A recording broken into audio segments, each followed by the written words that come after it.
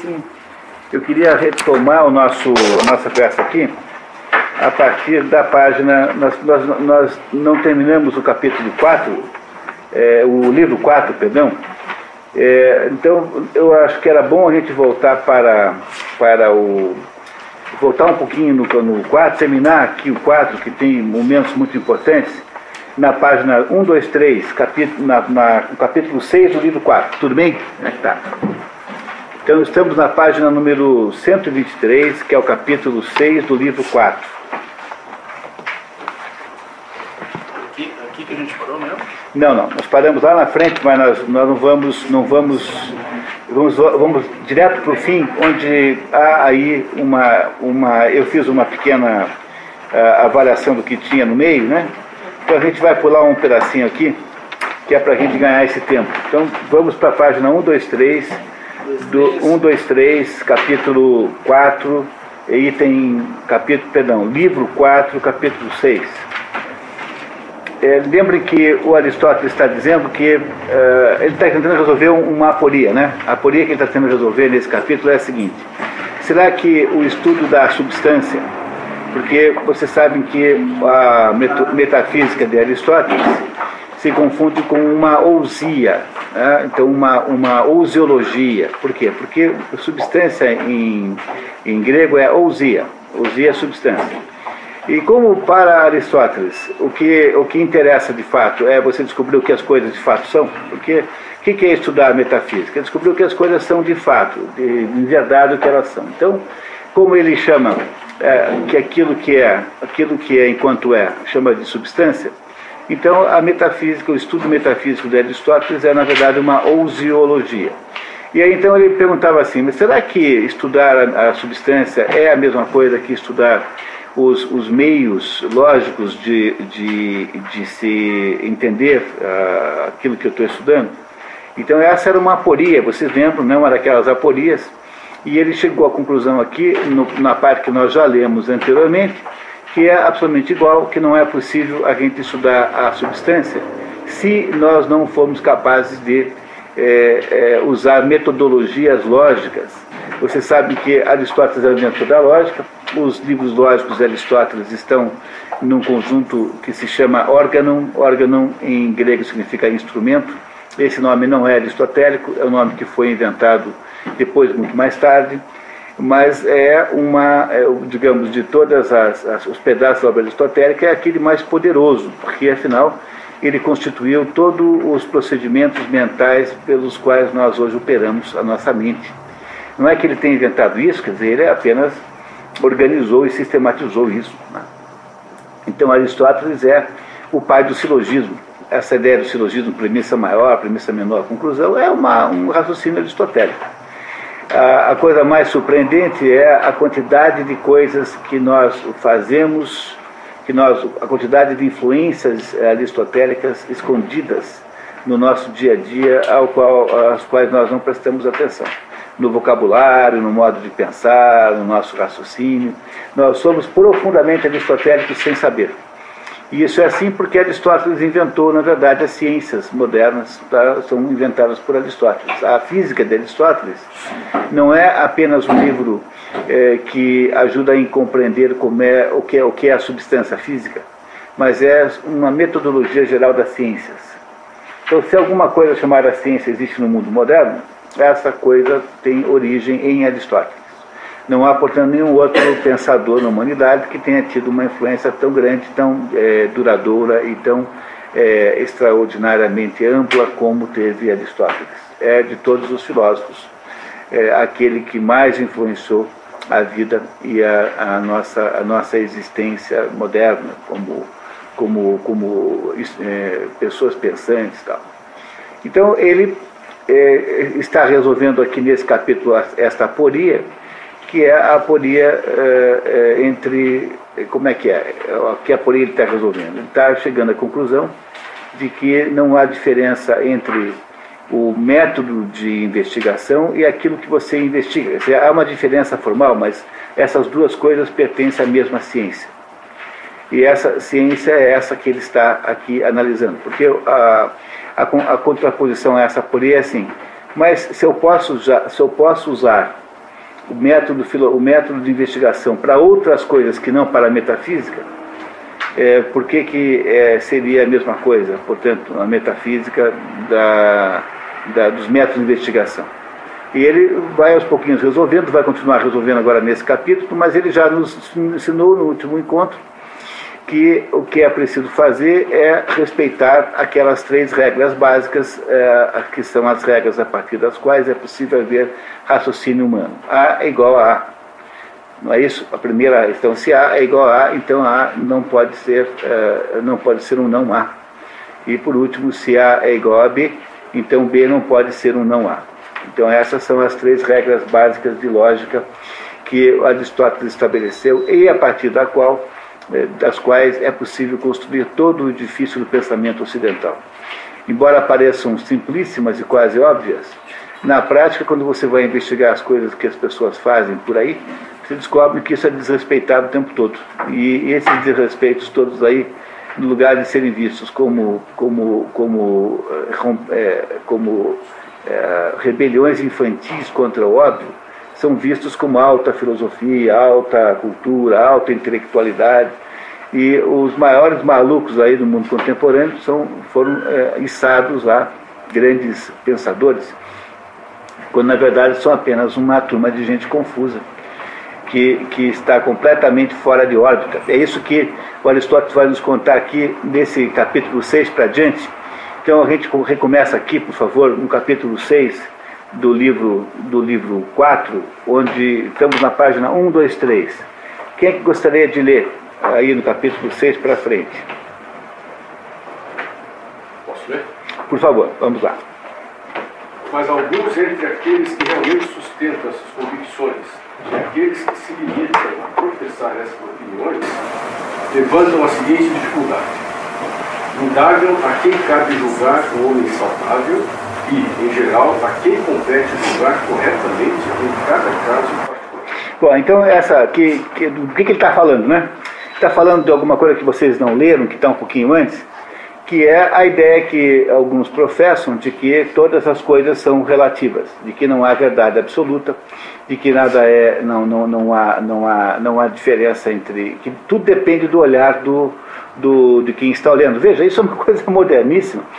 Quando você começa a estudar Aristóteles, você olha para Aristóteles e você vê o mundo moderno aí, é como se ele fosse contemporâneo nosso. O Aristóteles não envelheceu nunca, jamais, quer dizer, não é um filósofo que fala de coisas antigas, que a gente não entende mais. O Platão, por exemplo, é um sujeito que envelheceu um pouco. Não envelheceu ao ponto de você não ler, não é isso que eu estou dizendo, né? Mas o Platão, com aquele gênio platônico, aquele tipo de conversa, vamos discutir o que é amizade, daí Sócrates pergunta para os interlocutores o que é amizade, daí começa aquela conversa. Então o Platão, naquele gênero antigo, ele parece um pouquinho, digamos, ultrapassado, parece um pouquinho assim, démodé, mas Aristóteles não, nem um minuto. Aristóteles é um sujeito que está o tempo todo com uma impressão de que está debatendo um assunto moderno. Então aqui ele está dizendo que há pessoas, isso é escrito há 2000 Aristóteles morreu em 322 antes de Cristo. Portanto, esse negócio aqui tem que ter pelo menos 2.322 anos. Seguramente tem aí uns 40 anos a mais, 30 anos a mais. E ele está dizendo que há pessoas que defendem a tese de que quem é que tem o poder de estabelecer o que é certo e o que é errado. Não é isso? Não é isso que ele está dizendo aqui, né? E ele vai fazer uma crítica a quem pensa assim, tá? É o que ele está explicando em seguida. Temos na página 1, 2, 3, começando o capítulo 6. Estamos quase no início do capítulo 6, página 1, 2, 3, por favor. Todavia, essas questões são como querer saber se, em dado momento, estamos despertos ou adormecidos. E todos os problemas desse tipo redundam no mesmo. Essas pessoas exigem uma razão para tudo. Buscam pontos de partida e desejam entender por demonstração. Ainda que a julgar por suas ações, revela-se evidente que tais indivíduos não têm posição. Tá vendo? É assim. Quer dizer, o sujeito fica o tempo todo perguntando assim, você assim, esse livro é bom. Então, o que é bom? Como é que eu posso provar que a Divina Comédia é um livro bom? É difícil conseguir provar isso, né? Porque é uma coisa que você sabe por intuição. Aliás, o bom, o belo e o bom, o belo o belo, bom e o correto, né? São o verdadeiro, né? O verdadeiro sempre foram sinônimos. E as pessoas sabiam por intuição o que era bom, belo e verdadeiro. Então, alguém esteve na Ética Nicômaca, lembrará que dentro da explicação sobre a alma que Aristóteles diz é o seguinte: ó, na alma racional, que tem 3 almas, né? A alma que todos os seres vivos têm, que é a alma vegetativa, a alma que só os animais e o ser humano têm, que é a alma sensitiva, e a alma que só os homens têm, que é a alma racional. Dentro da alma racional, como componente da alma racional, há um componente chamado noético, que vem de nous. Nous em português dá noético. Tá? Noético, tá? Falar assim, não tem nada a ver com Noé, tá? Olá, não tem nada a ver com Noé. Noético é de nous. Nous o que é? Nous o nous é uma expressão que significa espírito. Ou intelecto. Aliás, essa divisão de o ser humano ser formatado em corpo, alma e espírito é uma divisão aristotélica rigorosamente. Vocês nunca subestimem Aristóteles. Por exemplo, esse negócio de alquimia, né? Toda essa conversa de alquimia que tem determinados aspectos monumentais, extraordinariamente interessantes. Toda a alquimia é baseada na física de Aristóteles. Então, Aristóteles produziu, com essa maneira de fazer a filosofia que ele faz, de pegar um problema, ver como é que ele se divide, olhar para os seus pedaços, entendeu? Ele foi produzindo uma capacidade de descrição da realidade impressionante. Então, foi Aristóteles quem apareceu com a ideia de que dentro da alma intelectiva, ou na alma racional, existe um pedaço que é meio de intuição, e por ser meio intuitivo, ele não é capaz de ser definido. E esse pedaço é alguma coisa transcendente ao ser humano, é como se fosse uma ligação do ser humano com Deus, que é aquilo que se chama de nous. Nous é traduzido por espírito ou por intelecto. Então há um pedaço dentro da alma racional que não é humano, que é intelectivo, e no sentido antigo da palavra, não no moderno. E esse pedaço que não é humano é o pedaço que sabe como as coisas são. Então o Aristóteles está o tempo todo dizendo que esse pessoal que fica pedindo prova para tudo é completamente equivocado, porque não é possível dar prova para tudo. Há determinadas coisas que têm que ser conhecidas axiomaticamente, ou seja, você parte de uma perspectiva de que é assim. Não dá para voltar atrás para ver tudo que você tem que investigar. Então, determinadas coisas são pontos de partida, não dá para ir mais para trás delas. Tem que ir até ali e se conformar com isso. Então, ele está dizendo que quem é incapaz de perceber a verdade é justamente o sujeito que quer o tempo todo que provem que é verdade. Mas não dá para provar que é verdade, porque na prática, algumas coisas são verdade per se. Por exemplo, A igual a A. A é igual a O primeiro princípio da lógica aristotélica é o princípio da identidade. A gente já viu aqui no último encontro. Ora, se A é igual a A, como é que eu posso fazer para provar isso, que A é igual a A? Como é que eu provo isso? Não provo. É absolutamente óbvio. Aquilo que Aristóteles dizia é autoevidente, que A é igual a A. Então você não tem como provar isso. Não há meios de você arrumar uma argumentação filosófica que possa garantir que A é igual a A, porque A é igual a A, porque é. Então não adianta querer voltar para trás. E é por isso que ele está aqui criticando as pessoas que ficam exigindo, porque no fundo ele está criticando todo mundo que está se colocando contra os princípios básicos de lógica. Né? Então o sujeito que acha que tem que debater se A é igual a A mesmo, esse sujeito que ele está dizendo aqui que é o sujeito que perde o seu tempo apenas, porque isso não dá para descobrir. Algumas coisas estão prontas e tem que partir delas e acabou, pronto. Não há como voltar atrás. Platão também nunca se meteu a fazer isso, quer dizer, quem é que faz isso? Quem faz isso é o mundo cético, nihilista, moderno, que não acredita em mais nada. Esse é o mundo que faz esse tipo de demanda, de exigência.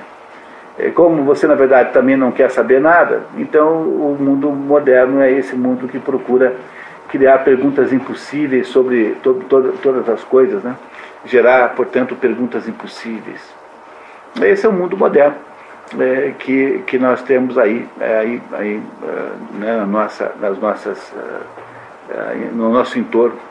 É o mundo de um ceticismo absolutamente pobre, é o mundo descrito naquele poema do T.S. Eliot, Terra Gasta, The Wasteland, que é um dos mais importantes poemas escritos no século XX, maravilhoso, está dentro do programa lá das expedições por ano que vem, se eu não me engano, e que se chama em inglês The Wasteland, e é melhor, de modo geral é traduzido como Terra Arrasada, mas o nome correto, a tradução boa é Terra Gasta. Terra Gasta é essa terra da impossibilidade, quando você gerou a impossibilidade de progresso, porque você matou a própria alma da vida, né?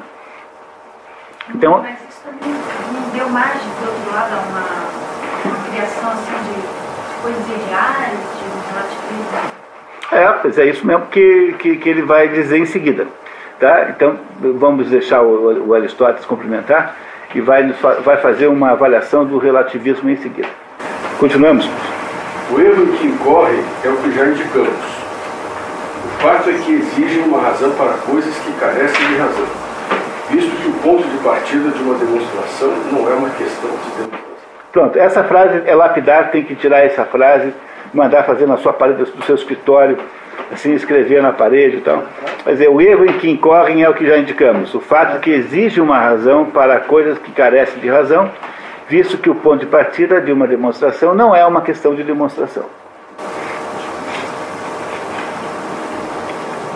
É possível que a primeira classe dessas pessoas possa ser prontamente persuadida disso, porque não é fácil, não é difícil captar. Que a primeira classe são os que não entenderam nada, quer dizer, são as pessoas que estão de boa vontade, mas equivocadas, né?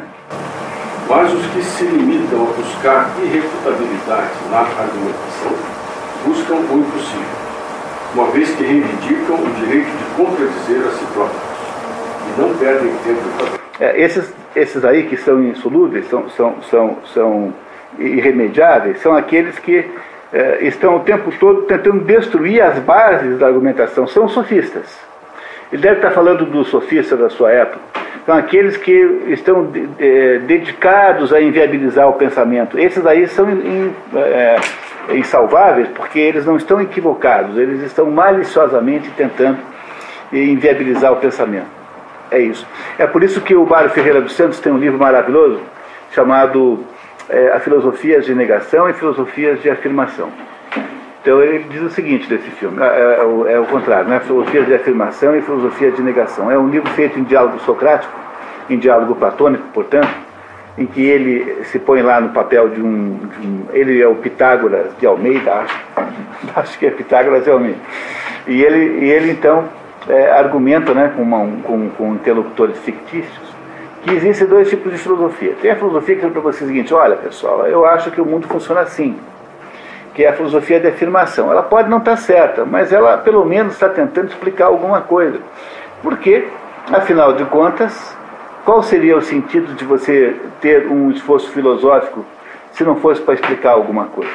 A ideia, vocês vêm aqui porque vocês querem ouvir do Aristóteles que nada pode ser explicado, ou porque vocês imaginam entender melhor o mundo a partir do Aristóteles. Vocês vêm aqui simplesmente pelo fato de que vocês imaginam que o Aristóteles vai ajudá-los a compreender melhor o mundo. Portanto, se não houver alguma afirmação, que é completamente inútil esse esforço.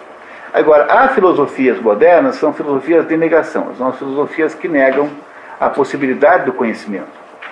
Ora, se você nega a possibilidade do conhecimento, em que sentido teria uma coisa dessa, né?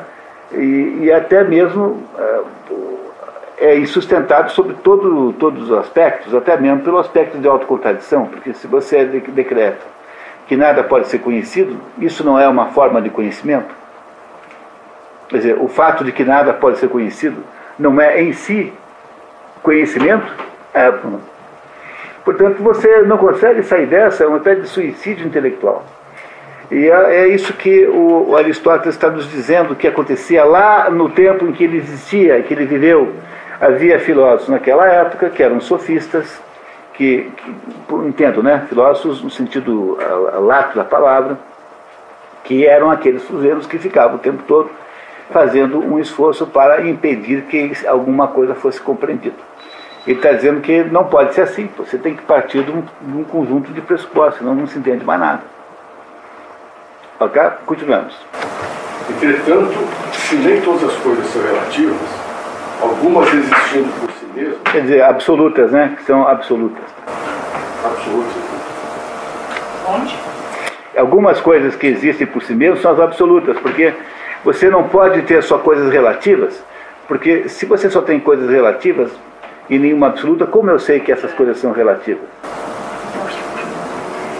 Nem todo fenômeno será verdadeiro, já que o fenômeno é um fenômeno para um determinado alguém. A conclusão é que aquele que diz que todos os fenômenos são verdadeiros torna todas as coisas relativas. Está vendo? Quer dizer, na hora que tudo é verdadeiro, então é tudo relativo. Não é isso? Estão compreendendo isso? Quer dizer, nem tudo pode ser verdadeiro. Tem que ter... Porque como é que eu sei que alguma coisa é verdadeira, a não ser por contraposição ao falso? Se eu não tenho nada falso, como é que eu posso saber que alguma coisa é verdadeira? Eu só sei que alguma coisa é verdadeira porque eu comparo com as coisas que são falsas. Eu só sei que alguma coisa é relativa porque eu comparo com alguma coisa que é absoluta. É por isso que eu nunca consigo sair dessas aporias. Essas aporias são copas profundas. Eu chego e digo assim, não, tudo é relativo. Bom, então tá bom, então tá. Então, isso que você falou é relativo também? Tudo é relativo. Ah, não, isso não é. Bom, por quê? Só por causa dos seus belos olhos? Então, a única coisa absolutamente certa que alguém falou no mundo foi você que falou. Não é isso? Então, o resto é relativo? Claro que não. Então, quem diz que tudo é relativo está obrigado a aceitar a mesma relatividade para essa própria alocução, para essa própria expressão. Portanto, o que ele está dizendo não vale nada, realmente. Vale apenas relativamente a alguém, mas não é uma verdade absoluta. Então, eu não consigo jamais operar a minha mente assim. Porque se existem coisas relativas, necessariamente tem que existir coisas absolutas. Agora, o que é preciso lembrar, pessoal, é que essa noção de relativismo, quer dizer, que é no fundo uma atitude digamos, de precaução, né? Você, quando está o tempo todo vendo relatividades, né? Você está sendo precavido. Quer dizer, ela funciona como atitude de precaução. Você pode ser precavido e dizer assim, não, o que aquele fulano está falando, será que interessa a ele de alguma maneira? É por isso que ele está falando isso? Mas isso é apenas uma atitude de cuidado prudencial, não pode ser transformado numa filosofia. Eu não posso ter uma filosofia chamada ceticismo, embora exista. Né? Eu não posso ter uma filosofia chamada relativismo, ainda exista. Porque qualquer afirmação que eu faça sobre qualquer coisa de uma filosofia chamada relativismo será necessariamente absoluta, porque senão não vale nada. Então eu estou autocontradizendo a minha própria filosofia. Cristina, estamos na página 1, 2, 3, quase no final do 6º capítulo, né, no final da frase. Entenderam? Mas essa questão da filosofia relativista tem uma coisa a ver com a relatividade de Einstein? Nada. Muito, assim, a relatividade de Einstein é uma ideia assim, que as leis da física funcionam mesmo quando o fenômeno refere-se a um outro sistema físico. Tá? Então é essa a ideia da relatividade de Einstein. Mas o que se faz aí, modernamente, é uma outra coisa. Quer dizer, a ideia do relativismo moderno está associado com a perda da capacidade de hierarquização dos conhecimentos. Porque durante toda a história da humanidade, achava-se que havia uma hierarquia de conhecimentos. Essa é a maior contribuição do Platão. Platão é o filósofo que produziu a ideia de hierarquia dos conhecimentos. Que a contribuição de Sócrates, maior de todas, é a dialética. A ideia de que para você poder entender alguma ideia, é preciso raciocinar no contrário dela. e ver o que acontece quando você faz o contrário. Esse é o pensamento dialético, né? Então, o método de Sócrates é assim. Alguém fala, por exemplo, o dia está bonito. E aí alguém pergunta, mas o que é bonito? E se o dia não estivesse feio, o que aconteceria? Ou seja, o método dialético é um método de contraposição do contrário daquilo que se diz, para ver o que acontece na saída. É claro que o dia está bonito é um exemplo muito infeliz, porque ele não é um exemplo ao qual eu posso de fato contestar, porque ele é apenas uma opinião sobre o dia. Mas se eu disser assim, o homem descende do macaco, então como é que você raciocina dialeticamente? Você pergunta assim, bom, e se o macaco descendesse do homem? Uma possibilidade. Quem pode afirmar para você que esses símios aí, de grande porte, esses homens de Neandertal, então o pé grande, o Yeti, enfim, essas criaturas aí que são de vez em quando vistas aí, não são variações degenerativas do homem? Bom, você não sabe, né? Eu também não sei. Mas se houvesse alguma ciência nessa história, essa pergunta teria que ser feita necessariamente. Porque é dessa pergunta que nasce a possibilidade de ciência. Essa é a contribuição de Sócrates. A contribuição de Platão foi hierarquizar os conceitos. Ele diz assim, olha, Platão acha que existe uma coisa chamada mundo ideal, um mundo onde há as ideias e as formas ideais, e que esse mundo ideal é inacessível, embora nós saibamos como ele é, porque nós temos reminiscências desse mundo. Nós já estivemos lá um dia e vimos esse mundo funcionar, então nós nos lembramos como ele é. Então o que nós fazemos aqui no nosso mundo, que não é mais o mundo ideal, que é o mundo imperfeito? Nós tentamos copiar aquele. Não só a nossa vida é uma tentativa de copiar, como tudo que existe aqui é uma tentativa de copiar o que é ideal lá em cima. Então o branco, as cores aqui terrestres não são as verdadeiras cores. A cor branca, por exemplo, é uma cor que existe lá no mundo ideal. Agora, aqui, nós fazemos uma tentativa. Olha, percebo que todos os brancos são diferentes. Porque ninguém sabe como é, ninguém consegue reproduzir o branco ideal. E a contribuição de Aristóteles é o método científico para a análise dos conceitos, análise do problema. Esses três sujeitos aí criaram todo o coração do pensamento ocidental. Então, o que aconteceu com essa questão? Quando ainda havia essa ideia de que havia uma hierarquia de conceitos, ou seja, havia coisas que eram pressupostos básicos, e esses pressupostos básicos não eram para ser contestados, porque eles eram intuitivos, como diz Aristóteles, né? E você pode também dizer que Platão falava da mesma coisa, quando falava das formas ideais. Quando você chega no mundo moderno, você decreta que isso tudo é besteira, que é bobagem. Bom, se não tem mais, então, portanto, uma referência genérica comum, então cada um tem o seu esqueminha. E o que é o mundo moderno? Essa miséria terrível, né?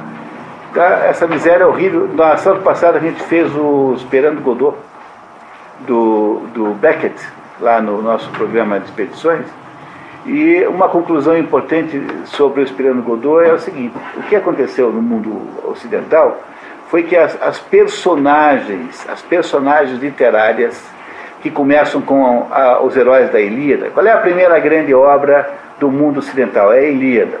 Quem são as personagens centrais da Ilíada? É o Heitor, do lado dos troianos, e o Aquiles, do lado dos gregos. Esses dois são os sujeitos que estão condenados para morrer. Eles sabem que terão de sacrificar a sua vida pelas suas respectivas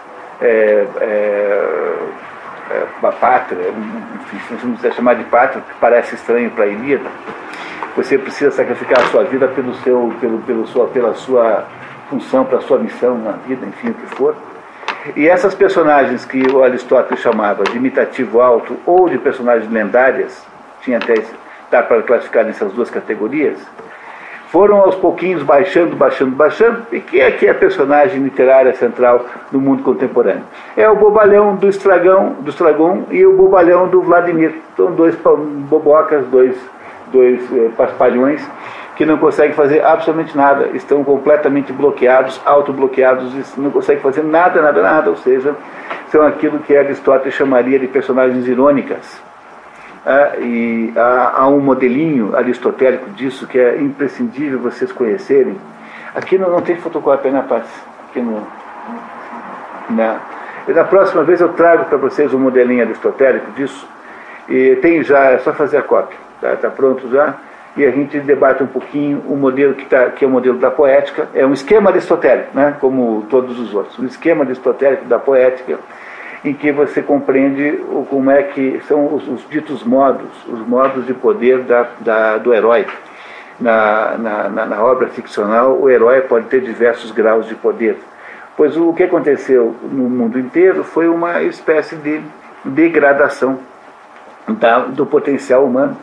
E essa, digamos, contaminação, essa dispersão por teorias, por ideias que estão todas elas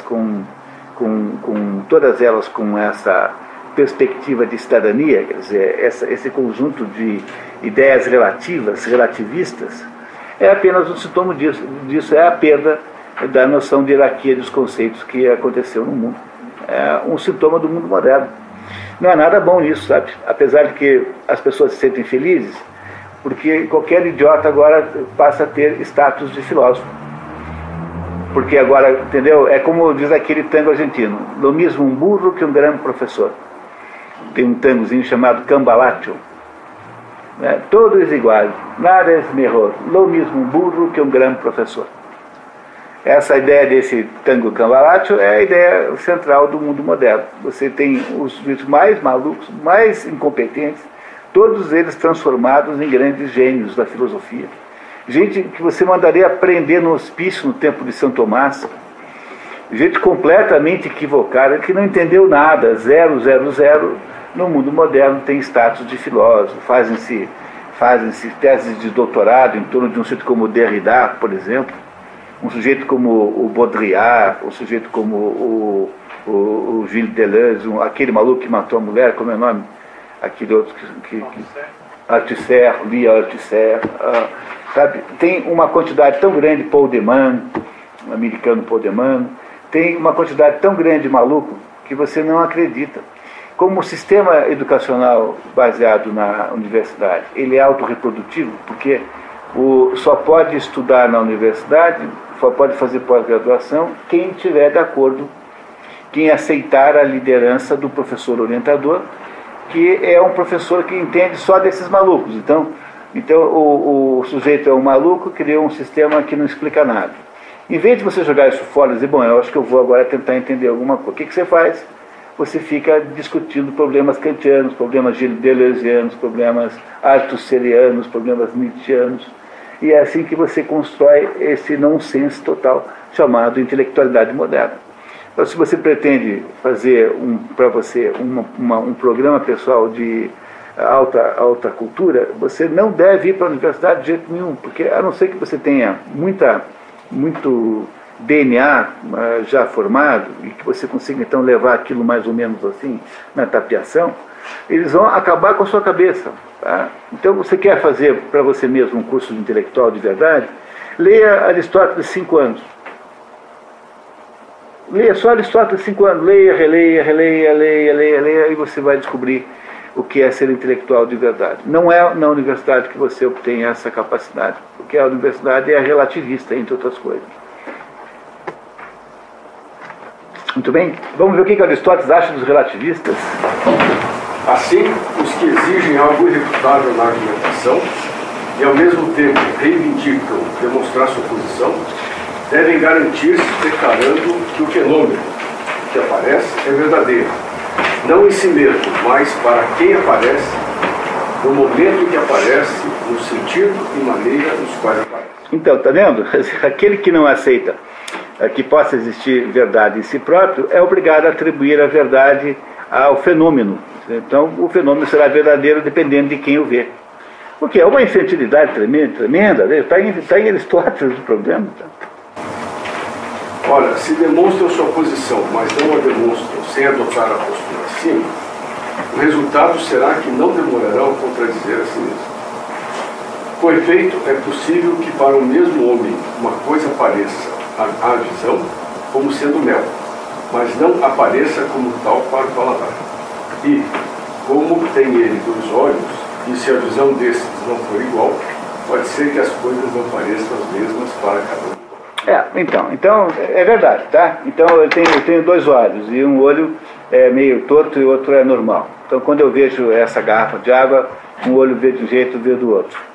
O fato de que isso acontece significa que essa garrafa de água possa de alguma maneira ter essa dualidade existencial? Vocês compreendem que o problema aqui está na incapacidade do sujeito que vê. A garrafa em si é uma só. Agora, é claro que a garrafa de água, por ser muito complexa, ela não permite que eu a veja, que eu a conheça automaticamente em todos os seus aspectos. Porque o problema da dificuldade em compreender o mundo, que depois se toma por aí como sendo a base do relativismo, é que o mundo nunca se mostra para você em toda a sua complexidade diretamente. Por exemplo, o que está escrito aqui dentro desse livro? Vocês sabem? Vamos lá, página 368. Vocês não sabem por quê? Porque o livro é feito de tal modo, ele existe de tal maneira que ele não permite ser investigado em todos os seus aspectos ao mesmo tempo.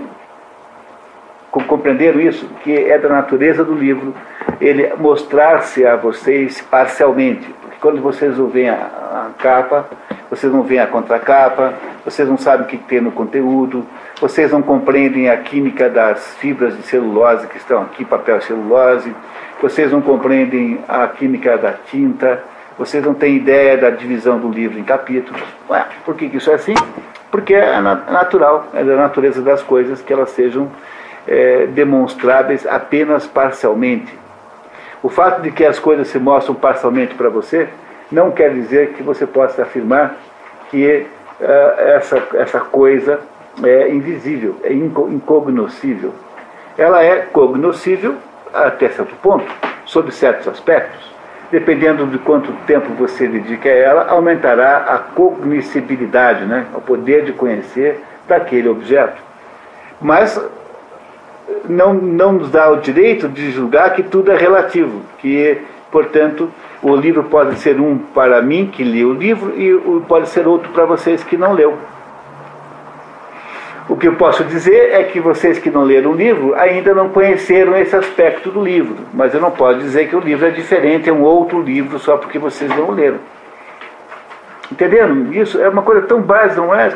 Mas apesar de ser básico é a maior de todas as loucuras contemporâneas achar isso.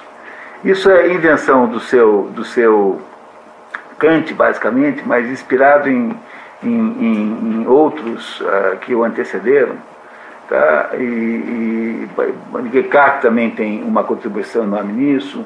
George Beckley tem uma contribuição enorme nisso. George Beckley era um padre inglês que morreu quase antes de Kant nascer, que dizia o seguinte, que não há realidade, o mundo externo não existe. O mundo externo é uma construção da nossa mente. Depois Kant pega essa ideia e a leva ao paroxismo.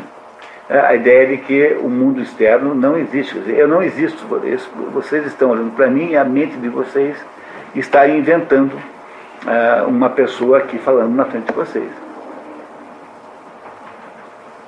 Pois isso, por mais incrível que pareça, é a base da filosofia moderna. Está o Aristóteles dizendo há 330 e poucos anos que isso não dá para fazer assim, que assim não se entende mais nada da vida.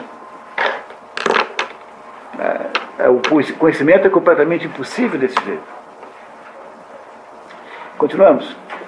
Diremos aos que afirmam, pelas razões anteriormente indicadas, que os fenômenos são verdadeiros e que, portanto, todas as coisas são igualmente falsas e verdadeiras, porque não aparecem idênticas para todos, nem sempre idênticas ao mesmo indivíduo, mas frequentemente manifestam-se contrariamente ao mesmo tempo. Com efeito, quando cruzamos os dedos, enquanto o tato nos informa que há 2 objetos, a visão informa que há somente um.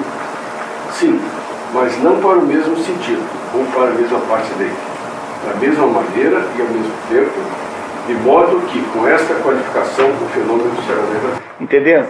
Quer dizer, o fato de que as pessoas percebem coisas diferentes, não significa que todas as visões são verdadeiras ao mesmo tempo. Tá? Não é isso? Quer dizer, o fato de que para um determinado fenômeno tem um sentido e para outro tem outro, isso não implica em dizer que aquela coisa pode ser, por exemplo, teve um páreo com corrida de cavalo. O cavalo que você apostou ganhou. E o cavalo, os outros perderam. Então, aquele páreo foi bom e ruim ao mesmo tempo. Não dá para falar assim, porque o fato de que alguns gostaram ou não gostaram não implica em que o páreo seja bom e ruim ao mesmo tempo. É isso que ele está dizendo aqui. Que o fato de que você tem uma diferença de percepção das coisas não implica em que as coisas não possam ser de alguma coisa idênticas a si próprias. Quer dizer, A continua sendo igual a A. E não dá para dizer que A é igual a não A ao mesmo tempo que é igual a A. Ele está aqui fazendo, na verdade, defendendo aqui o princípio da não contradição. Tá? É isso que ele está fazendo na última aula, já continua fazendo isso. Mas talvez seja por esta razão que aqueles que argumentam pela discussão e não por experimentarem uma dificuldade são levados a dizer que o fenômeno não é verdadeiro em si mesmo, mas verdadeiro para quem percebe. E, como afirmamos antes, são levados também a tornar tudo relativo e dependente da opinião e da sensação, de modo que nada aconteceu ou acontecerá, a menos que primeiramente alguém haja formado uma opinião a respeito. Se assim não fosse, está claro que todas as coisas não seriam relativas à opinião. Então, veja, como é possível ter um sujeito como Kant, que escreve a obra de Kant no século XIX, né? Kant é do início do século XIX. Como é que é possível um sujeito como Kant, que é um sujeito que, afinal de contas, deve ter estudado Aristóteles? No século XIX já existiam os livros todos de Aristóteles. Os alemães haviam feito todas as compilações. Já existia, acho que já existia quase aí a versão do Becker, que é a versão oficial. Como é que pode um sujeito como Kant ler Aristóteles e depois inventar a filosofia que inventou? A ideia de que não é possível compreender as coisas como são, mas as coisas como são como a nossa mente as define. Ou seja, que as coisas não são como são, porque elas são o resultado da interveniência da mente, e, portanto, elas são como a nossa mente quer que elas sejam. Ora, essa ideia kantiana, né, que é uma ideia básica da filosofia de Kant, é o que ele está dizendo que é burrice fazer. Então, vejam o quanto teve de haver de decadência e de rebaixamento mental no mundo para que pudesse se ter instalado as bases da filosofia moderna. É terrível, é uma coisa horrível, horrível, horrível. Então não é tanto uma questão de inteligência, porque esses sujeitos são inteligentíssimos, Hegel, Kant, Hegel, Kant, um sujeito inteligentíssimo. É uma questão de mudança básica de perspectiva de conhecimento. Quer dizer, como é que eu diria assim? É o sujeito que, quer dizer, no fundo, é uma autocegueira imposta pelo fato de que o sujeito perdeu a modéstia. Quer dizer, na hora em que ele perdeu a modéstia, perdeu a humildade, na hora em que ele se destaca, na hora em que ele abandona o papel de criatura e acha que ele é o criador de tudo, na hora que o sujeito perde essa visão de subordinação a uma outra coisa, ele automaticamente começa a produzir bobagem. É um resultado de uma humildade, de uma falta de humildade diabólica, quase se pode dizer assim. Tá? Quer dizer, uma das funções técnicas do diabo, no sentido metafísico da palavra, é produzir esta desconfiança profunda do homem da sua origem de criatura, né? Porque o diabo tem duas técnicas básicas de ação. Uma é imobilizar você, assim, você não pode fazer nada, nem tente. Essa técnica básica é a técnica do diabo de Jó, da história de Jó. Essa é a técnica daquele diabo. Essa é a técnica do mundo moderno, em que você infantiliza todo mundo, nem nada pode ser mais feito, então as pessoas ficam esperando que o Estado apareça para resolver o seu problema. E a outra técnica é você dizer para o ser humano que ele é Deus mesmo, ele propriamente é Deus, ele mesmo é Deus. Então, se ele é Deus, tem de ser da mente dele que nasce a explicação para o mundo. Ora, se você é Deus, como é que você pode criar uma teoria em que você está subordinado a alguma coisa maior. Você ficou, obviamente, no primeiro lugar. Então, se você é Deus, acabou o seu problema. Aí para frente, você tem que descobrir como é que você inventou o mundo. Vocês compreendem que é uma coisa, no fundo, de natureza diabólica, tecnicamente falando, né? Não religiosamente falando, mas tecnicamente falando, é uma coisa de natureza diabólica. É a perda da noção de criatura mesmo, a perda da noção da hierarquia platônica, é jogar fora todo o conhecimento antigo para penetrar numa bobagem como essa que Aristóteles está dizendo aqui, que não é para fazer, que é besteira. Está falando isso há 2.400 anos. Continuamos. Ademais, se uma coisa é uma, se é relativa a uma coisa ou a alguma coisa determinada. E se a mesma coisa é tanto uma metade quanto o igual, ainda assim o igual não é relativo ao outro. Se para o sujeito pensante, ser humano e o objeto do pensamento são idênticos, ser humano não será o sujeito pensante mais o objeto do pensamento. Por outro lado, se cada coisa for considerada como relativa ao sujeito pensante, este será relativo a uma infinidade de coisas especificamente diferentes. Ele vai explicar agora isso que ele disse nesse exemplo seguinte. Tenhamos como adequadamente estabelecido que a mais certa das crenças é de que afirmações contrárias não são ambas verdadeiras simultaneamente, e que as consequências que resultam da rejeição dessa crença, e portanto as pessoas a rejeitam. Então, olha só, tenhamos como adequadamente estabelecido que a mais certa das crenças, ou seja, o axioma mais importante de todos para pensar, é de que as afirmações contrárias não são ambas verdadeiras simultaneamente. Então, se A é igual a A não pode ser um não A. Portanto, se alguma coisa é absoluta, então a outra coisa tem que estar errada, e não pode ser certa relativamente a alguém. Não é isso? Quer dizer, se eu digo assim, está chovendo, eu não posso dizer que está não chovendo ao mesmo tempo que está chovendo. Porque ou está chovendo ou está não chovendo. Ah, não, mas espera aí, mas aí depende de quem está vendo a chuva. Porque pode ser que alguém que esteja vendo a chuva não esteja vendo a chuva chovendo. Porque a chuva, afinal de contas, é um construto mental. Ela não é uma coisa real e concreta, é alguma invenção da mente humana. Essa bobagem é o que ele está dizendo que não é para fazer. Então, como é que você não faz isso nunca? É quando você mantém-se fiel à ideia de que A é igual a A. Então, qual é a consequência de você desrespeitar a primeira regra de lógica aristotélica, que é a regra da identidade, o princípio da identidade? A é igual a A. Quando você desrespeita isso, você vira um relativista bobalhão. Um sujeito que acha que tudo é relativo. Você pega, por exemplo, os relativistas morais, que são o exemplo mais comum, imagino, né? Porque esse negócio de moral é um negócio que é muito variável. Veja, quando a minha mãe era menina e estudava no colégio interno em São Paulo, acho que ela não estudava no colégio interno, né? Ficava semi-interno. As meninas tomavam banho de roupa. Não é verdade?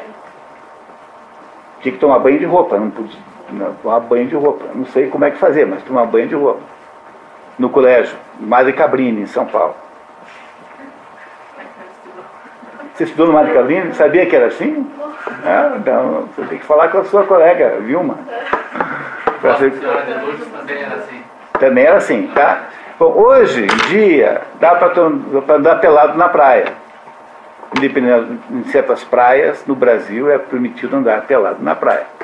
Então veja como as coisas são. Então esse negócio de moral é um negócio que não tem nenhum cabimento. Veja, moral é a coisa mais relativa do mundo. Mas pensa um minuto comigo agora. Então, se a gente admite que houve uma mudança de código sobre comportamento de nudez feminina, não é isso? Quer dizer, vai desde uma coisa como a situação do Madre Cabrini até uma praia de nudismo. Então, há uma mudança de comportamento nesse código. O fato de que existem sistemas morais que apoiam coisas diferentes, ou seja, há dois sistemas morais muito contraditórios entre si, que parecem ser incompatíveis um com o outro, não está apenas confirmando a ideia de que sempre há um sistema moral? Portanto, a noção de moralidade de que é certo e que é errado continua está permanentemente aí presente. Quer dizer, continua havendo aquele tribunal interno daquela ambivalência, faço ou não faço. Ora, o código externo varia conforme a época, o país, etc, etc. Agora, você não pode dizer que não exista um processo de dúvida moral permanente no ser humano, porque o processo de dúvida moral independe do código externo, que estabelece, digamos, uma permissão para uma coisa ou uma interdição de outra. Portanto, no fundo, a vida moral, ou seja, a dúvida moral, a ambiguidade, né, faço ou não faço, é permanente no ser humano. Não dá, portanto, para você imaginar que nós sejamos livres da moral de alguma maneira, em algum momento, nós sempre estaremos prisioneiros dela.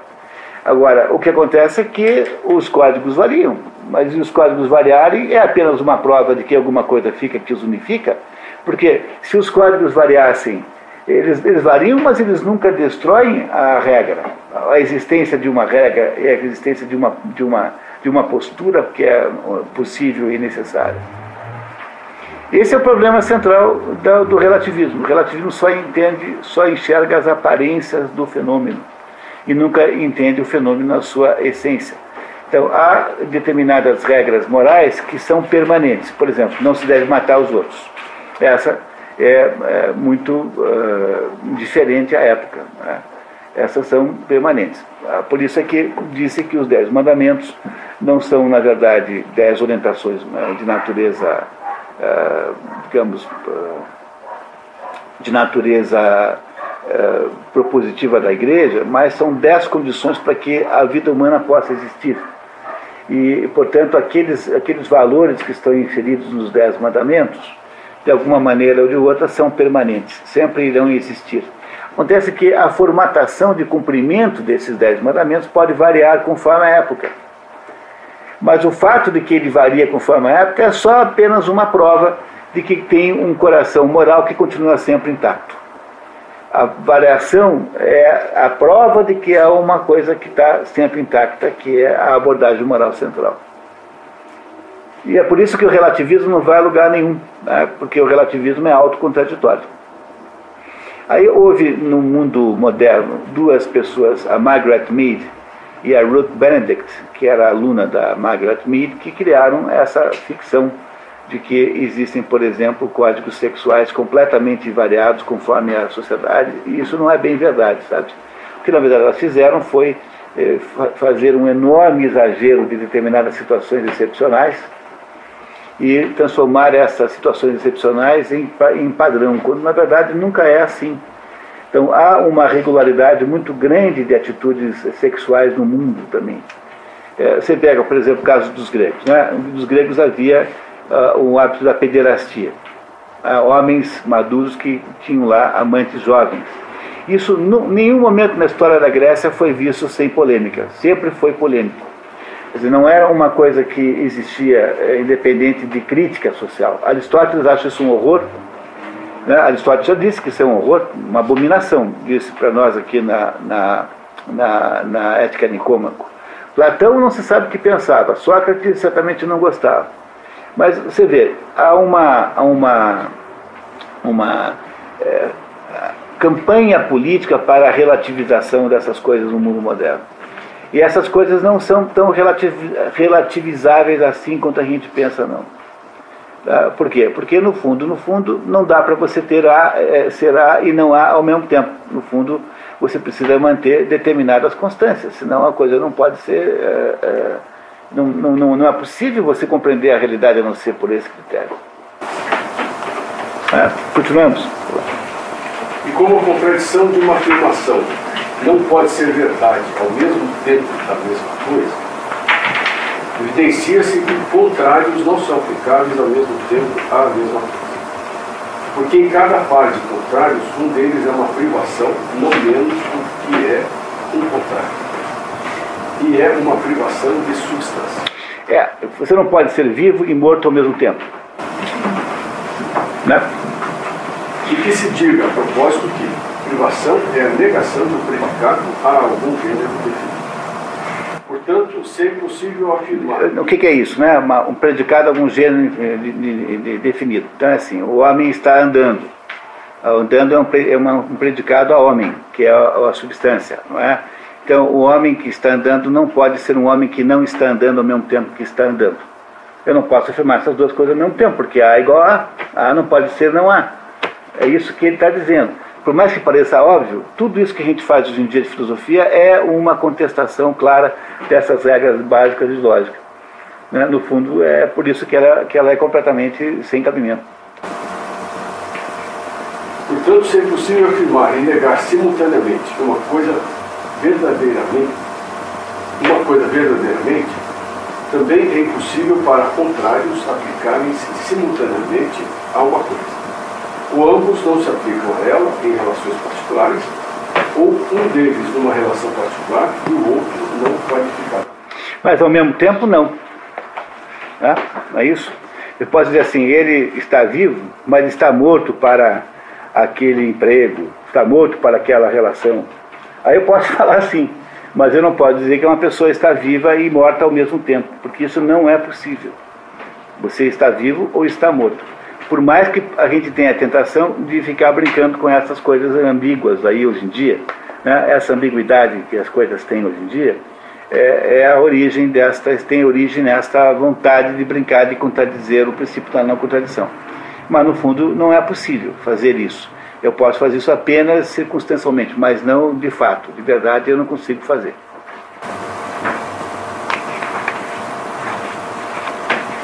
Tampouco, com efeito, pode haver qualquer intermediário entre declarações contrárias.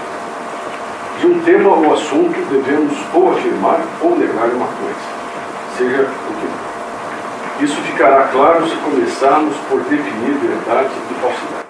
Bom, então, qual é o conceito de verdade e falsidade de Aristóteles? Aqui preciso parar um pouquinho para explicar para vocês. Ele está num outro livro chamado da Interpretação, que é um dos livros que estão no órgão, um dos livros que fazem aquele coração lógico, né? Então, o que é para Aristóteles o conceito de verdade e falsidade? Então, a verdade e a falsidade para Aristóteles estão sempre no discurso humano, nunca nas coisas. Então, digamos, eu vou começar com um exemplo. Então, eu digo assim, gato. Dá para dizer que isso que eu falei, gato, é verdadeiro ou falso? Não. Porque gato não é alguma coisa passível dessa análise, né? Porque gato é gato. Gato não existe? Gato existe. Eu disse gato, portanto, disso não se pode dizer que é verdadeiro ou falso, não está sujeito a essa diferença, a palavra gato. Não é? Agora, se eu disser assim, o gato está correndo, aí eu posso afirmar se é verdadeiro ou falso? Posso.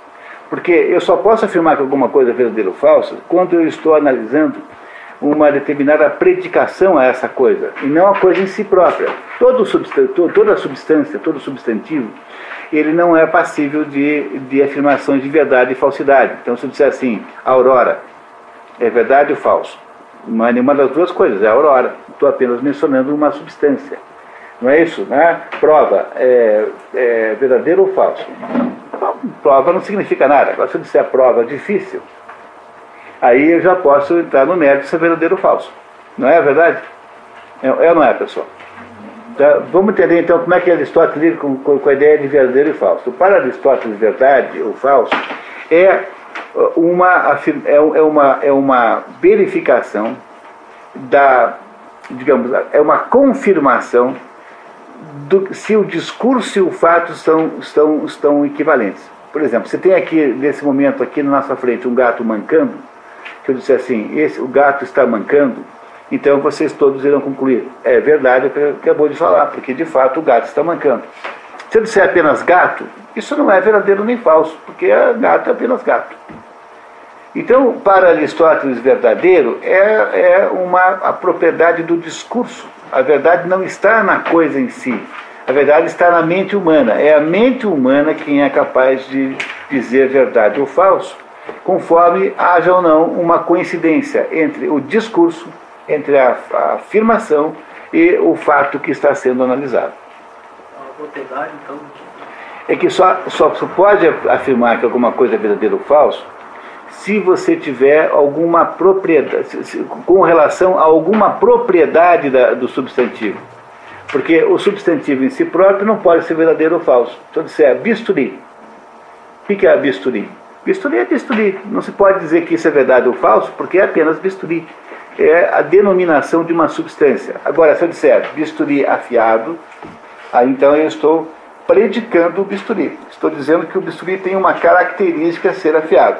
E sobre esta predicação é possível debater se ela é verdadeira ou falsa. Mas não sobre o bisturi sozinho. E tampouco sobre a predicação sozinha. Se eu disser afiado, afiado é o quê? Afiado. Então, o afiado sozinho não pode ser analisado como verdadeiro ou falso, porque ele existe, é uma coisa que existe em si própria. Né? Agora, quando eu digo bisturi afiado, aí sim eu posso debater se é verdadeiro ou falso. Não é isso? Então, vejam, pessoal, que isso é um negócio tão óbvio, mas tão básico. E agora, vocês percebem que 90% das conversas que vocês ouvem é para discutir verdadeiro ou falso sobre substantivos? Que a maior parte das discussões que você ouve as pessoas tendo é para debater verdadeiro ou falso em torno de substantivos, não em torno de predicados de substantivos. E é uma coisa tão maluca isso, mas é assim que as pessoas fazem. Quer dizer, as pessoas ficam debatendo, querendo chegar no mérito se é verdadeiro ou falso, alguma coisa que é em si própria. Então não tem conversa possível numa situação como essa. Então, o que é para Aristóteles verdadeiro ou falso? É apenas uma avaliação formal. Verdadeiro ou falso é o quê? É quando você decreta, quando você declara alguma coisa que coincide com a realidade tal como ela é. Então aí você está falando a verdade. Quando você diz o contrário, quando você diz uma coisa diferente, então é falso.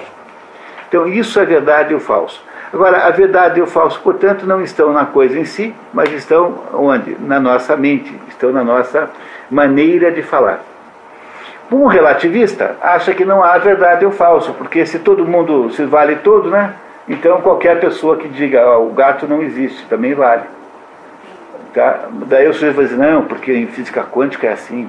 Eu fiz um curso de gerente quântico e me ensinaram que na física quântica a gente tem a realidade ela é composta de muitos mundos paralelos e que cada pessoa inventa o mundo que bem entender.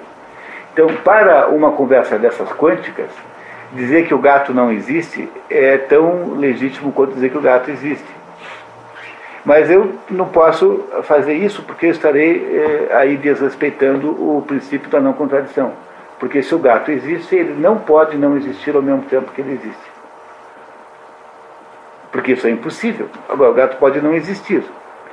Então, a noção de verdadeiro ou falso depende da noção de existência objetiva. Sei que vocês compreendem isso agora, é muito importante entender isso aqui, tá? Quer dizer, a noção de verdadeiro ou falso, que depois levará à noção de certo e errado, depende da consideração de que possam existir coisas que existem mesmo.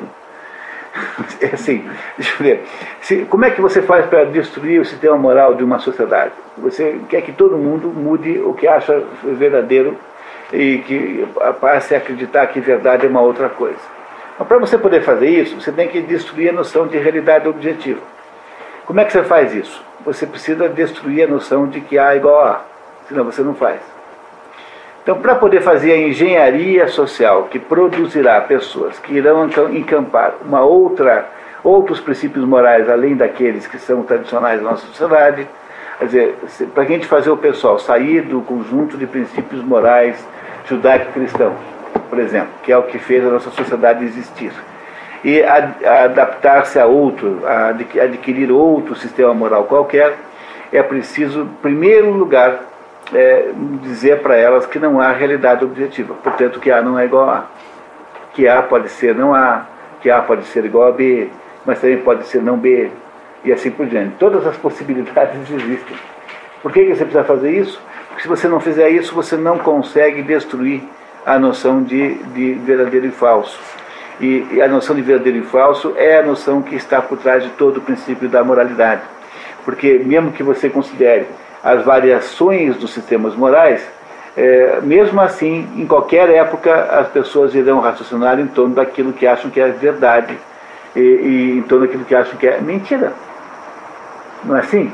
Quer dizer, veja, mesmo que você considere que os costumes hoje em dia são mais liberais, esses costumes liberais são considerados legítimos, são verdade, portanto, do ponto de vista moderno. Esse é o problema central. Você não pode deixar acontecer isso de jeito nenhum. Então, para Aristóteles, esse assunto aqui está associado à ideia de verdade e falsidade. E a ideia de verdade e falsidade é uma comparação nominal. É uma maneira, como dizer assim, ó, pessoal, aquele relógio está funcionando. Vocês olham para ele e veem o ponteiro mexer e concordam. Ah, então de fato o relógio está funcionando. Por que isso é verdade? Porque o que eu acabei de dizer, a afirmação que eu acabei de fazer, coincide com a coisa, com o fato. Isso é verdade para Aristóteles. Muito bem, vamos continuar então. Dizer que o que é não é, ou que o que não é falso. Mas dizer que o que é e o que não é verdadeiro. Tá. Não é isso? Tá? Muito bem, tá. Consequentemente, também quem diz que uma coisa é ou não é, dirá ou o que é verdadeiro ou o que é falso. Mas nem o que é, nem o que não é, se diz ser ou não ser. Além disso, um intermediário entre contrários. O será, ou como o cinza está entre o preto e o branco, ou como aquilo que não é, nem homem nem cavalo está entre homem e cavalo. No último sentido, não pode mudar, pois a mudança é de não bom para bom, ou de bom para não bom. Na prática, entretanto, está claramente sempre mudando. De fato, a mudança só pode ocorrer para o oposto e o intermediário. E se fosse um verdadeiro intermediário, neste caso também não teria que ocorrer uma mudança para branco. Também teria de ocorrer? Também teria que ocorrer uma mudança para branco, não de não branco.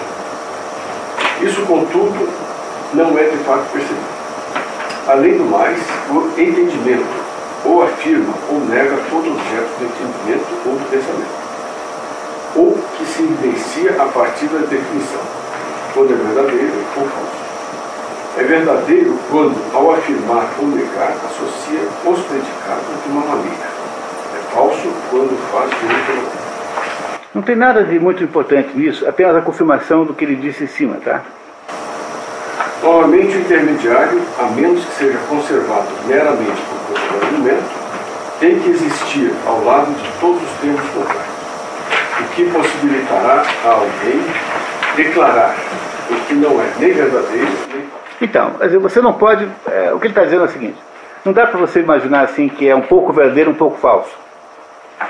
Não dá para imaginar isso, por exemplo. Eu estou dizendo assim, olha, o relógio está funcionando. Ou eu digo isso, ou eu digo o contrário, o relógio não está funcionando. Como é que eu vou dizer no meio? Como é que eu vou fazer uma afirmação que seja intermediária a isso? Não dá para fazer. Não há uma possibilidade intermediária. Portanto, não há como você tentar imaginar mais uma nuance, porque não é possível.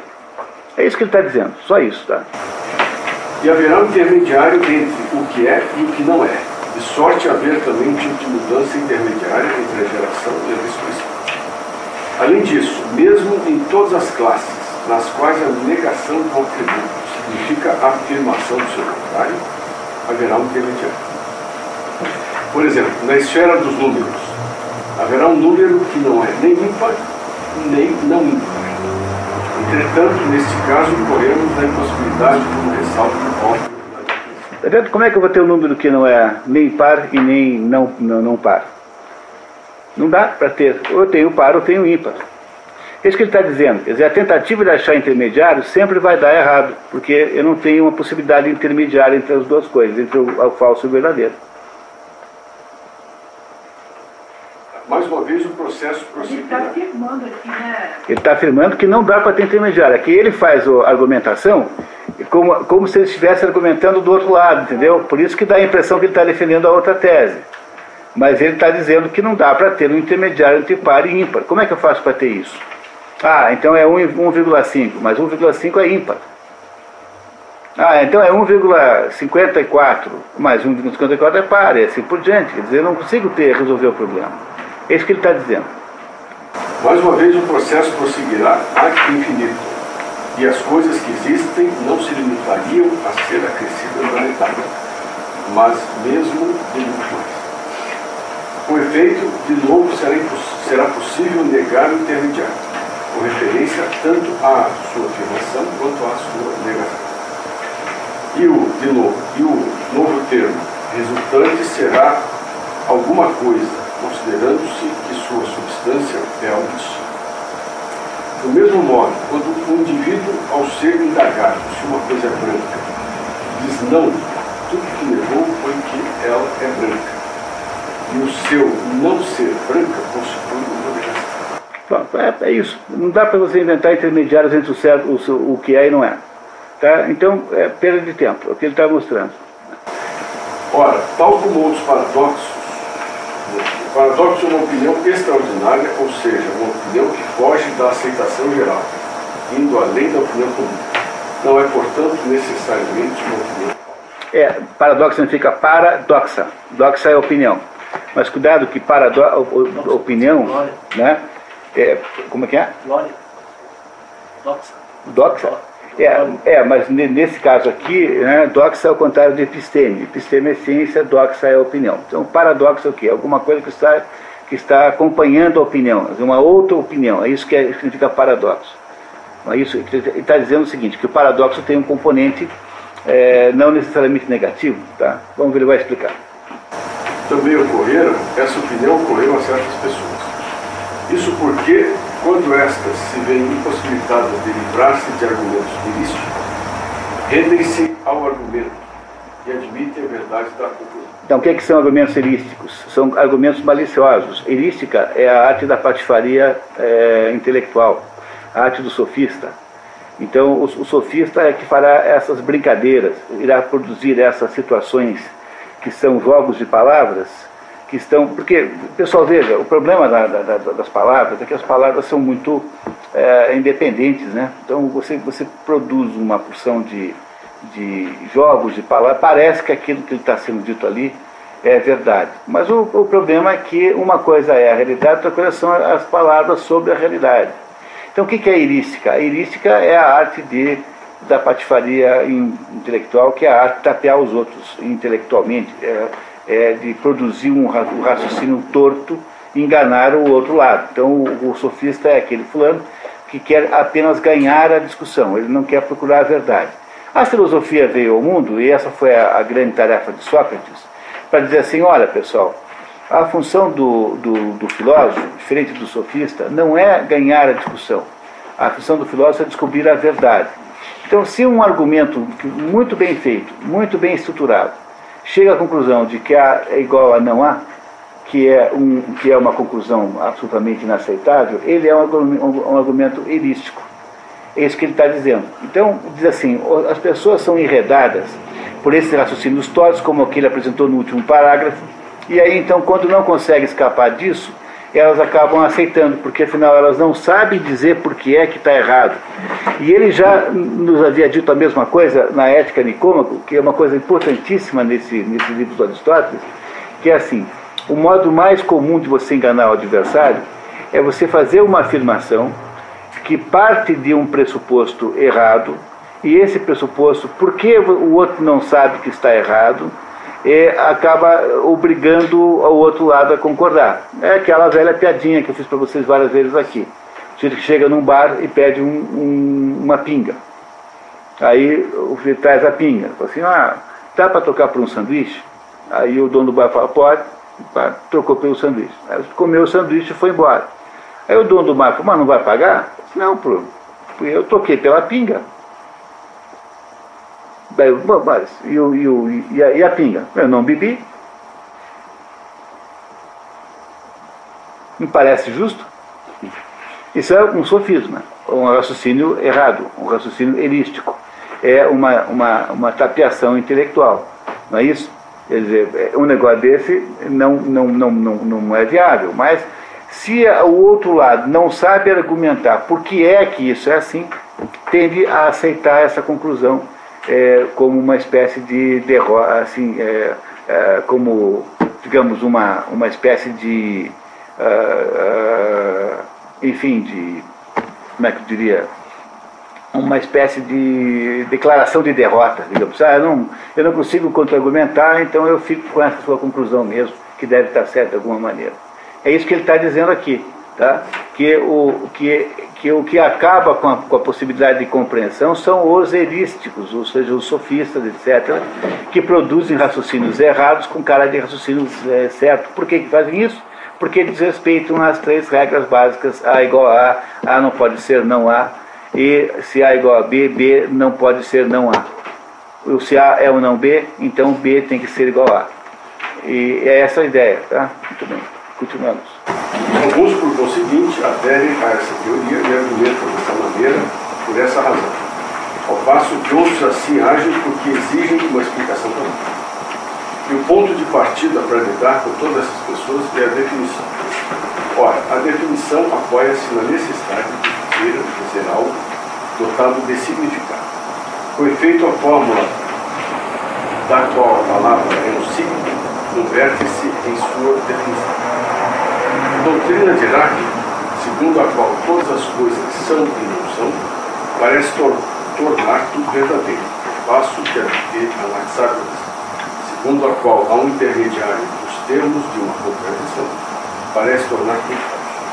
Porque quando as coisas são mescladas, a mescla não é nem boa nem não boa, resultando que nenhuma declaração que possa ser feita é verdadeira. Está vendo? Quer dizer, ele está dizendo que tanto a tese de um, Heráclito, que tudo é e não é ao mesmo tempo, quanto a tese do outro, de que tudo é e não é parcialmente, são erradas. E são erradas por quê? Porque são maneiras de pensar que desrespeitam o princípio da identidade. E as pessoas não percebem e acreditam nisso. Então ele está fazendo apenas uma crítica aos argumentos sofísticos nesses 2 casos, né, são 2 pré-socráticos. Mas isso não tem nada a ver com aquela outra parte que nós vimos, que ele coloca aqui para tudo ao meio termo, e que o meio termo é a situação ideal. Aquilo só... bom, boa pergunta, tá? Então é assim, aquilo que nós vimos na Ética Nicômaco só vale para questões morais. Por quê? Porque para o Aristóteles, olha, pessoal, é importantíssimo entender isso, tá? Foi boa a sua lembrança. Assim. Para o Aristóteles, há 3 pedaços da alma.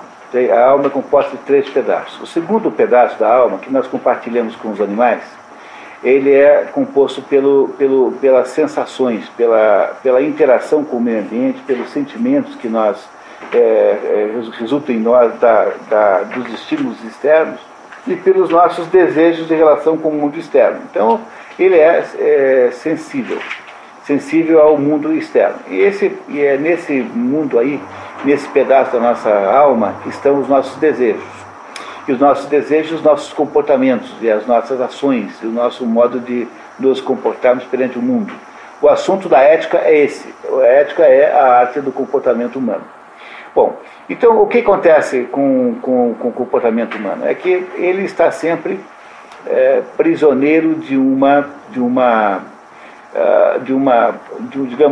espectro amplo de possibilidades. Com relação, por exemplo, à coragem, tá? Eu posso ser um sujeito excessivamente corajoso, então se eu for um sujeito excessivamente corajoso, eu serei um sujeito temerário. Eu vou enfrentar um batalhão inteiro sozinho, seguramente eu vou morrer em 15 minutos, né? Porque determinadas coragens não são viáveis, né? Então a temeridade é um exagero de coragem. E, em compensação, a covardia é o exagero contrário.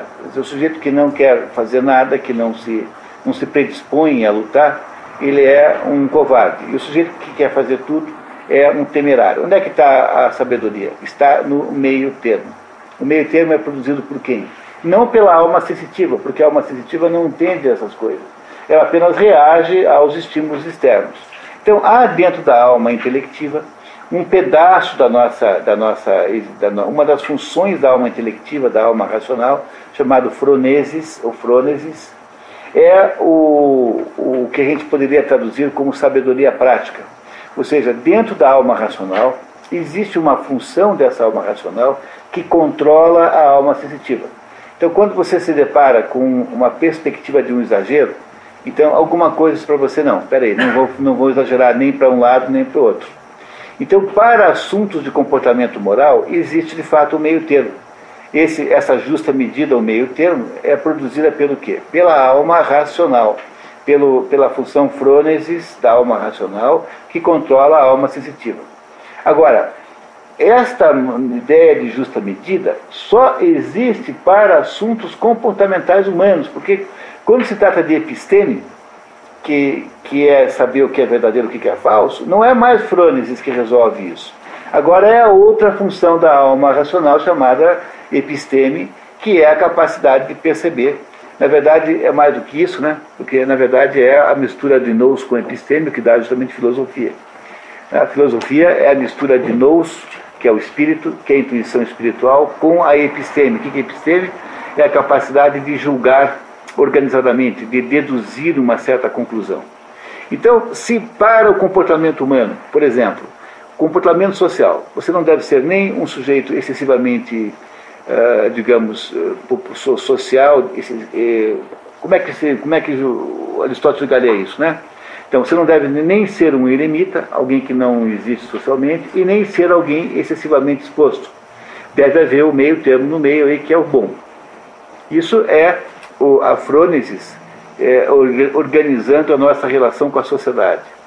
Mas quando você está querendo descobrir se tartaruga é ou não é um batráquio, aí não vale mais isso, pô. Porque você não está mais falando de comportamento. O que está sendo analisado agora não é uma função da alma sensitiva, mas é uma função da alma racional propriamente dita.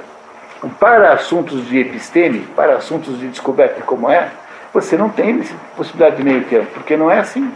Como é que eu posso imaginar que uma tartaruga é um pouco um batráquio, um pouco um quelônio? Mas é batráquio porque vive na água. Então tá bom.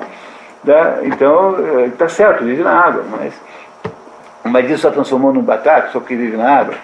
Qual é a definição de batráquio? Então, o problema é que eu não posso aplicar esse conceito de meio termo a conceitos de conhecimento. A verdade é uma só. Não é isso? Quanto que é 2 mais 2? É mais ou menos 4 ou é 4? Como é que eu faço um meio termo entre 3 e 5? Eu posso dizer que é a média de 3 mais 5. Mas daí eu estou dizendo exatamente o que é, porque eu estou usando um conceito matemático que, precisamente, de fato, 3 mais 5 dá 8 dividido por 2 dá 4. Então aí eu tenho a razão, né? Mas como é que eu posso afirmar, como é que eu posso buscar meio termo em questões que são de natureza objetiva, de saber propriamente dito? Então não se aplica a questões intelectuais a noção de meio termo. Só se aplica a noção de meio termo a questões morais, só e apenas a questões morais. Portanto, ao comportamento da alma sensitiva e não ao comportamento da alma racional. Não há nenhuma contradição em Aristóteles nesse ponto, viu, pessoal? Nada, tá? Bem claramente assim. Com base nessa análise, evidencia-se que as declarações unilaterais e radicais feitas por algumas pessoas não podem ser substancialmente verdadeiras. Por um lado, a afirmação de que nada é verdadeiro, uma vez que afirmam que não há, porque a mesma regra aplicável à confidencialidade da diagonal de um quadrado não o seja a todas as coisas. Por outro, a afirmação de que tudo é verdadeiro. Então, essas duas afirmações estão erradas. Tá? Estão erradas e são absolutamente impossíveis de sustentar. Ele vai explicando em seguida. Por outro, a afirmação de que tudo é verdadeiro. Essas teorias são praticamente idênticas à de Heráclito, já que a teoria que sustenta conjuntamente que todas as coisas são verdadeiras e todas falsas, também emite cada uma dessas afirmações separadamente. De sorte que, se não são impossíveis combinadas, também são impossíveis individualmente. Além disso, é evidente que há afirmações contrárias, que não podem ser simultaneamente verdadeiras. Nem, por outro lado, podem todas as afirmações serem falsas, ainda que é o que pareceria mais possível diante do que foi dito. Entretanto, contra todas essas teorias devemos exigir, como sustentamos anteriormente, não que alguma coisa seja ou não seja, mas que as pessoas afirmem algo que tenha significado, de modo que possamos argumentar a partir de uma definição, começando por aprender o que significa falsidade. Entenderam, pessoal, o que eu acabei de dizer para vocês? Que é assim, eu só posso afirmar que alguma coisa é verdadeira ou falsa quando eu digo assim, quando eu digo alguma coisa sobre outra coisa. O gato é amarelo. Então aí eu já posso debater se é verdadeiro ou falso. Então o que está dizendo é o seguinte, que não, a questão fundamental é que você só tem verdade ou falsidade com relação a afirmações humanas. E essas afirmações humanas são a base de todo o raciocínio sobre se é verdadeiro ou falso. Então, se eu disser apenas gato, eu não posso falar nada sobre gato, porque gato apenas não é verdadeiro nem falso. Agora, se eu disser o gato está brincando com o novelo de lã, isso a gente pode verificar e de fato confirmar ou negar, conforme esteja ou não brincando com o novelo de lã. Portanto, tudo começa, para Aristóteles, toda a ideia de verdade ou falsidade é sempre originada na afirmação de alguma coisa sobre outra. Entenderam? A afirmação de alguma coisa sobre outra, na predicação de alguma substância, de algum substantivo. Então eu não posso falar pôr do sol apenas, se eu digo pôr do sol não significa ser verdadeiro ou falso, mas um pôr do sol bonito é alguma coisa que eu posso debater. Né? Apesar que aí, nesse caso, é difícil, né? Porque afinal, trata-se de gosto. Mas alguma coisa objetiva. Né? O sol pôs-se a poente e não a nascente. Esse eu posso afirmar e posso ir verificar se é verdade ou não é. Então o que ele diz é o seguinte, que tudo começa, todo o processo de verdade ou falsidade depende da afirmação que se fez sobre alguma outra coisa. É isso que será analisado como verdadeiro ou falso e nada mais além disso. Portanto, dizer que tudo é verdadeiro, que tudo é falso, é completamente impossível. Qual é o cabimento que tem uma coisa dessa? Não é isso? Continuamos, por favor. Se aquilo que for verdadeiro afirmar coincidir com aquilo que é falso negar, será impossível que todas as afirmações sejam falsas. Uma vez que uma parte da contradição é necessariamente verdadeira. Ademais, se é necessário, no tocante a todas as coisas, serem ou afirmadas ou negadas, impossível que ambas as partes sejam falsas, já que unicamente uma das partes da contradição é falsa.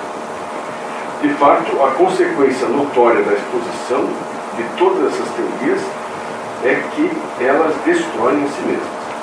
Porque aquele que diz que tudo é verdadeiro torna a teoria oposta à sua também verdadeira. Pois não é verdade?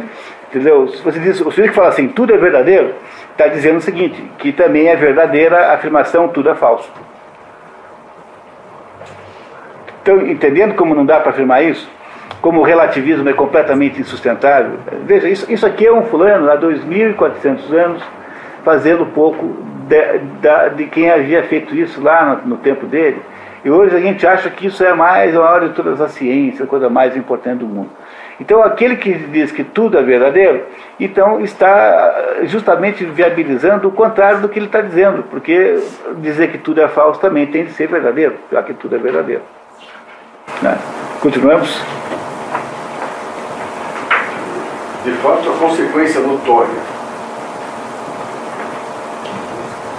E quem diz que tudo é falso, torna-se menos falso.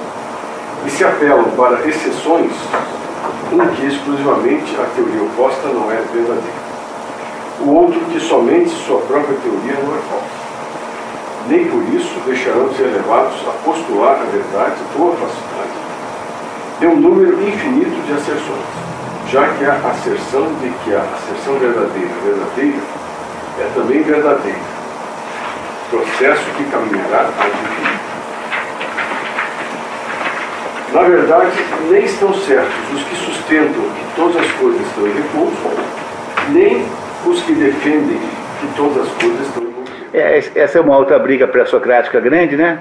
Entre o Parmênides e o Heráclito. Tá? Então esses dois também brigavam em relação a esses dois assuntos. Um dizia, tudo é movimento, dizia Heráclito. Eu não posso colocar 2 vezes o meu pé no mesmo rio, porque o rio terá mudado. E o Parmênides dizia, não tem movimento nenhum. É essa briga que ele está aqui tentando explicar. Com efeito, se todas as coisas estão em repouso, as mesmas coisas se manterão sempre verdadeiras e falsas, quando sabemos que esse estado de coisas evidentemente origina mudança. De fato, o próprio enunciador de uma asserção não existiu num tempo e novamente virá a não existir. Isto é, estando submetido à geração e destruição, o indivíduo existe numa determinada e restrita faixa de tempo, não existindo nem antes e nem depois. Então aqui é preciso parar um minutinho para explicar para vocês o conceito de geração e de destruição, que é um conceito fundamental em Aristóteles. O que Aristóteles diz é que tudo aquilo que tem em si a própria potência da semovência, ou seja, que tem em si a capacidade de se movimentar, que é aquilo que está no mundo físico, portanto aquilo que pertence à natureza, tudo isso está sujeito ao princípio da geração e da corrupção. Tudo é ciclo, tudo nasce e depois morre. Então é isso que ele está dizendo. Quer dizer, como é que eu posso afirmar que não há movimento se eu vejo uma pessoa nascer e morrer? Então houve algum movimento de um ponto para o outro, não é isso? Então é óbvio que há movimento, mas em compensação a pessoa que nasceu e que morreu é a mesma pessoa, é o João, e portanto é alguma coisa que não mudou durante esse tempo todo. Essa situação é uma situação tensional, completamente insolúvel. De fato, a gente tem coisas que permanecem, mas também há alguma mudança na permanência. Os dois fenômenos acontecem ao mesmo tempo. É isso que ele está explicando aqui para nós, tá? Vamos ouvir o Aristóteles.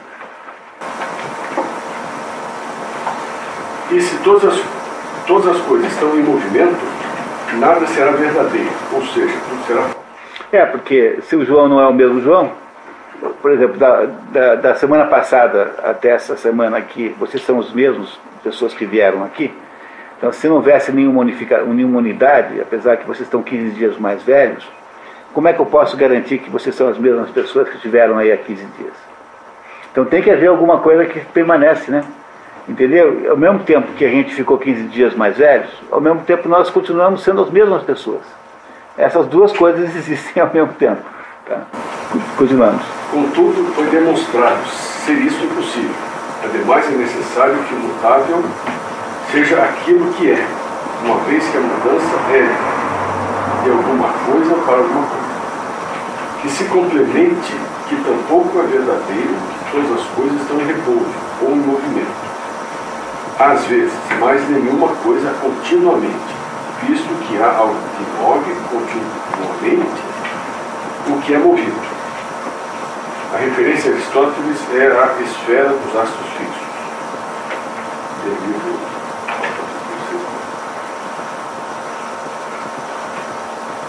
Além do que o primeiro motor é ele mesmo que não moveu. Quem é o primeiro motor? É Deus. Então, ele também aí entra nessa conversa, na verdade ele entrou nessa briga entre Heráclito e Parmênides. Ele está dizendo o seguinte, que os dois têm razão ao mesmo tempo e ao mesmo tempo não têm. E há coisas que não mudam nunca, que é Deus. Mas no fundo, por que ele está fazendo isso? Porque ele quer, na verdade, provar que existem coisas que são que há determinadas substâncias que são eternas e, portanto, essas substâncias são as substâncias mais importantes para o estudo da filosofia primeira. No fundo, ele está hierarquizando as coisas, mostrando que são essas coisas que transformam esse livro aqui numa espécie de teologia. Porque, no fundo, é essa a expressão que ele mesmo deu para o seu próprio livro. O livro que nós estamos vendo aqui é uma espécie de teologia de Aristóteles. E o autor primeiro, embora ele não chame isso de Deus, nunca, é uma necessária substância que não pode ter sido movida por ninguém. Portanto, a tese de que tudo é movido também não pode ser verdadeira, porque o autor primeiro não é movido de modo nenhum.